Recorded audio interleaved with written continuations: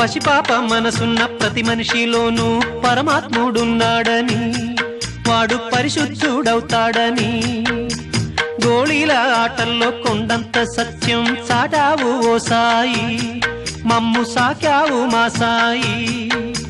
వాసనలు వేరైన వర్ణాలు ఎన్నైన పూలన్నీ ఒకటంటివి, నిన్ను పూజించ తగునంటివి. మా తడిలేని హృదయాల దయతోటి తడిపి కలుపుల్ని తీసేస్తివి, మాలో కలతల్ని మాపేస్తివి. మా పాపాల తొలగించు దీపాల నీవే వెలిగించినావయ్యా, మమ్ము కరుణించినావయ్యా.